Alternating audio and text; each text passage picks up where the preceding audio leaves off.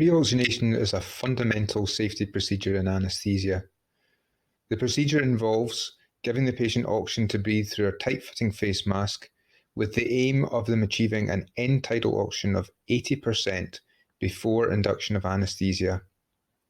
The aim of preoxygenation is to prolong the apnea time before desaturation occurs.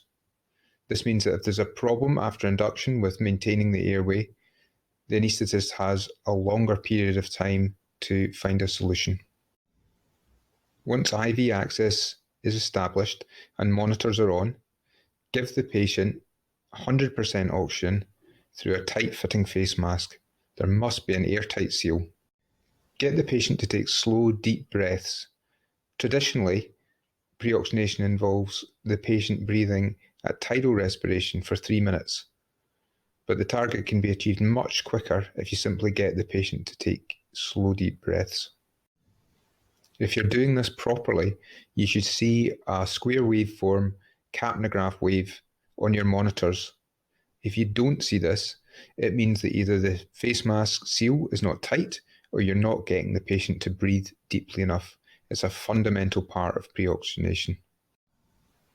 When the end tidal oxygen reaches 80%, preoxygenation is complete and you can proceed with induction.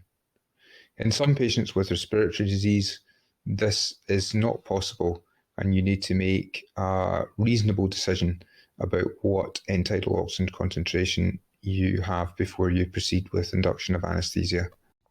So, to review, get IV access, put the monitors on, turn up the oxygen so it's 100% high flow, and administer it to the patient via a tight-fitting face mask. Get the patient to take slow, deep breaths and confirm that they're doing this by establishing that there's a square waveform capnograph in place. When the end tidal oxygen reaches 80%, you can proceed with induction of anaesthesia. Some patients really dislike preoxygenation, particularly if the face mask is being applied quite tightly. They find it quite claustrophobic. Just make sure that the APL valve is fully open and give them plenty of encouragement. Say it's for a short time and it's for their safety.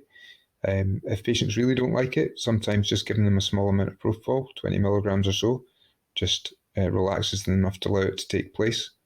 But fundamentally, if they really don't want it done, then you have to go with their wishes. In a healthy adult, preoxygenation will allow 6 to 8 minutes of apnea time before desaturation occurs. However, it works poorly in those very patients in whom you would most like it to work well. So patients who are unwell with diseases like sepsis, cardiorespiratory disease, pregnancy, because the distended uterus pushes up the diaphragm and reduces lung volumes. The same reasons for increased intra-abdominal pressure.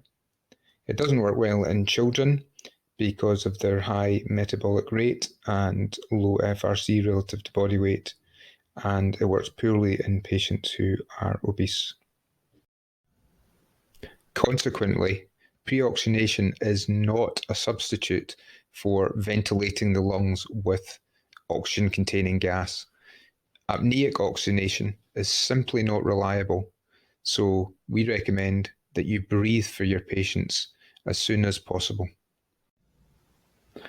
A bit now about the physiology of preoxygenation. The two key concepts to understanding why preoxygenation works are the oxyhemoglobin dissociation curve and the concept of functional residual capacity. The oxyhemoglobin dissociation curve maps hemoglobin saturation with oxygen against PaO2.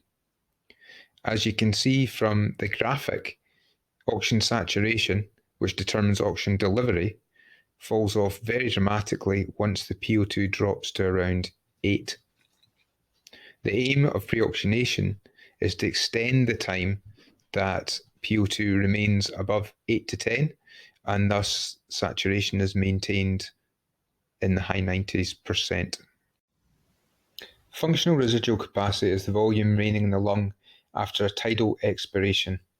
It's about 2,400 mils in healthy adults.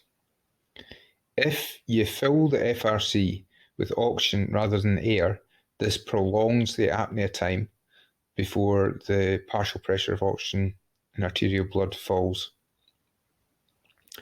If you do the calculation before preoxygenation, there's 20% oxygen in the FRC, about 480 mils, and after preoxygenation, there's 80% oxygen, so 1900 mils approximately.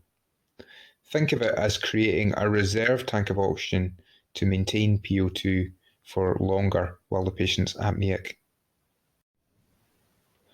So, in summary, pre-oxygenate your patients before you induce anaesthesia to minimise the chance that they become hypoxic if they're apneic and you can't maintain an airway. It's a fundamental part of safe practice, and it's very easy to do. You give 100% oxygen at high flow through a tight-fitting face mask, obtaining a capnograph waveform until end-tidal oxygen hits 80%. But, and it's a very big but, you can't rely on preoxygenation to prevent hypoxia in patients who are apneic.